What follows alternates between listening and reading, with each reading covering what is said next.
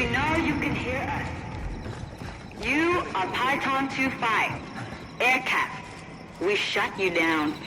Earlier this year, we gave our review for Far Cry 5, and well, we really liked it. And Ubisoft is determined to get more mileage out of it by releasing 3 uniquely themed DLC campaigns. Well, the first campaign, set during the Vietnam War, is here. So the question is, can Ubisoft Shanghai keep this positive ball rolling? Welcome to MojoPlays, and this is our review for the Far Cry 5 add-on pack, Hours of Darkness. Before we begin, be sure to subscribe to MojoPlays and click on the links in the description to vote on upcoming content. The game starts off with your chopper getting shot down by the North Vietnamese army and you getting captured, because of course. Watching as your CO is killed in front of you by a ruthless interrogator.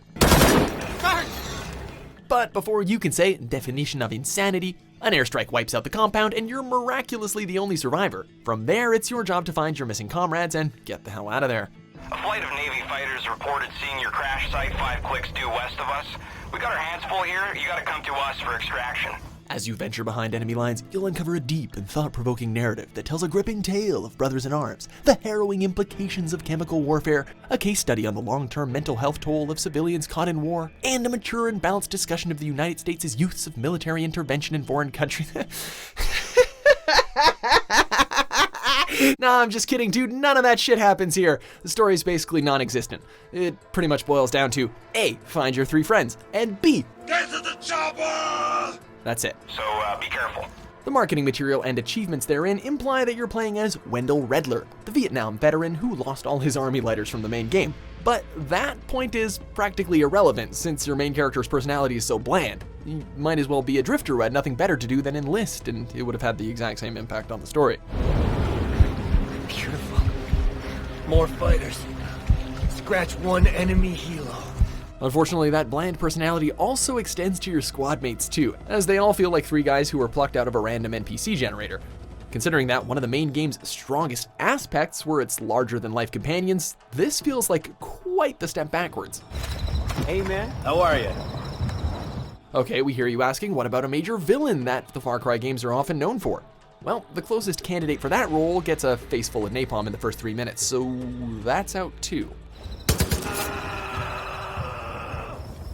Since you're stuck behind enemy lines, the game places a heavy emphasis on stealth gameplay, and it does this by implementing a set of perks that you obtain through silent takedowns.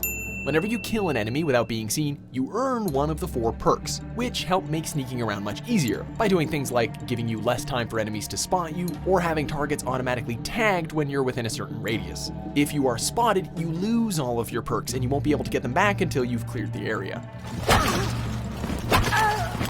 The perks can naturally be very helpful for clearing out enemy camps, but they're perhaps a bit too helpful, especially if you're able to find weapons with silencers on them. For example, during our play session we came across a sniper rifle with a silencer and we had very little reason to change it for something louder, since it basically made us into an unstoppable hunter mowing down waves of enemies completely unseen. This is also not to mention that any perks you unlocked in the main game, such as faster reload speeds, also carried over into the add-on pack, even if this pack doesn't offer any ways to get more perk points to use in return.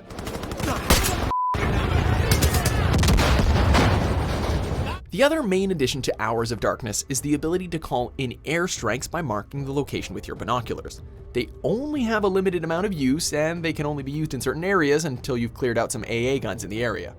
It's pretty cool to use this the first time around, but their reliability is limited considering the amount of time between calling in the strike and dropping the bomb gives enemies enough time to move out of the blast radius, or at least move far enough away to get knocked down but still survive.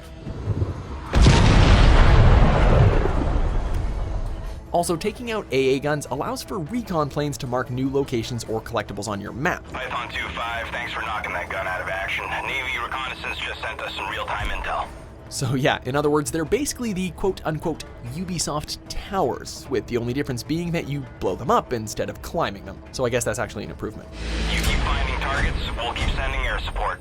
Once again, it's kind of a step backwards for the series though, considering that the main game infamously did away with them in favor of finding locations organically, and it did so for the better.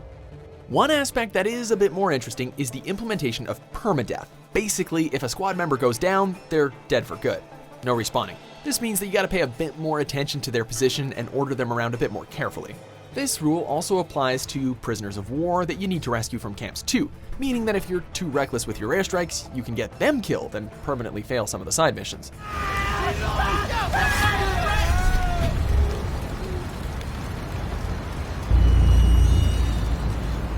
And of all the new features in Hours of Darkness, this is probably handled the best, as losing characters can impact your final score at the end of the game. As for the rest of the content in the game though, it's your basic open world busywork affair. You locate and destroy a certain number of enemy speakers, you kill NVA commanders, and you collect lighters off the bodies of fallen American pilots. It's also a very short campaign, lasting about 2 to 3 hours. There is incentive for replayability since the only way to get 100% is if you finish everything with everyone alive. But your mileage is gonna vary depending on how much you enjoyed it the first time around. Me too, Moses. Pray I don't accidentally shoot Yoko. If you want to survive, give up now. As a $15 expansion, Far Cry 5 Hours of Darkness is kind of forgettable. If you've already got the Far Cry 5 Season Pass, it's definitely worth looking at if you've got nothing else to do. But if you're thinking about purchasing it separately, I'd probably say pass. The story and characters are practically non-existent despite the premise, the gameplay has some balancing issues, and the open world design reapplies the franchise's common problems that the main game had actually sought to fix. But hey, at least the Huey helicopters aren't blaring out the overused Fortunate Son for once, so that's a plus. I had a good crew. One of the best. We were brothers. 2 miles out, hold your fire. Thanks for watching MojoPlays. Be sure to subscribe and click on the link in the description below to check out our suggestion page and vote on what content you'd like to see us cover next.